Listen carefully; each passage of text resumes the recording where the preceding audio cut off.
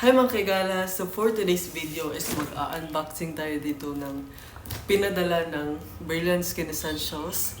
Ayan. And by the way, a little story time.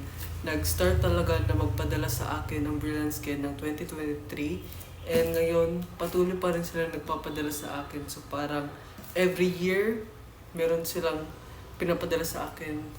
Which is, nakakasave din ako kasi free products lahat, tapos madami pa. So, sobrang galante talaga ng Brilliant Skin sa akin, guys. And wala akong ibang pangbukas, so ito na lang.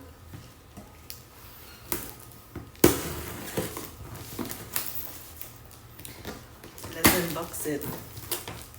And by the way, ang kapalit kasi ng mga pinadala nila sa akin is a video, 1 or 2 videos, pero alam niyo naman ako, medyo galante din pagkadating sa paggawa ng video, kaya nahigitan sa kanilang nire-require or sinasabi na 1 to 2 videos.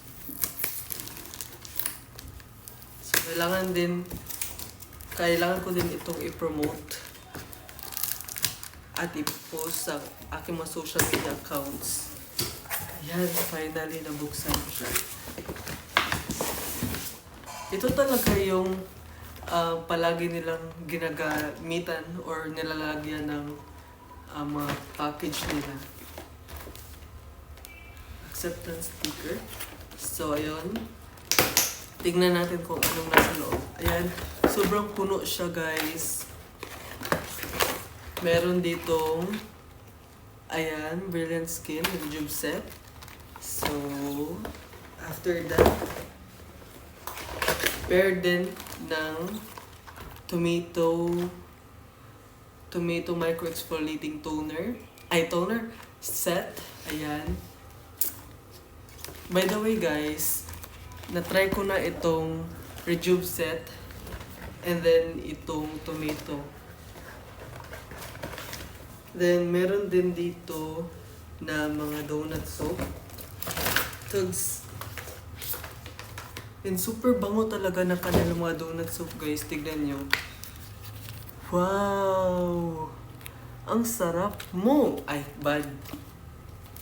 Meron pang another variant dito. Milkshake frosted. Ayan. Kasi marami siyang variant. Look at this. Nung una talaga parang china-challenge ako nila na hindi ito kainin.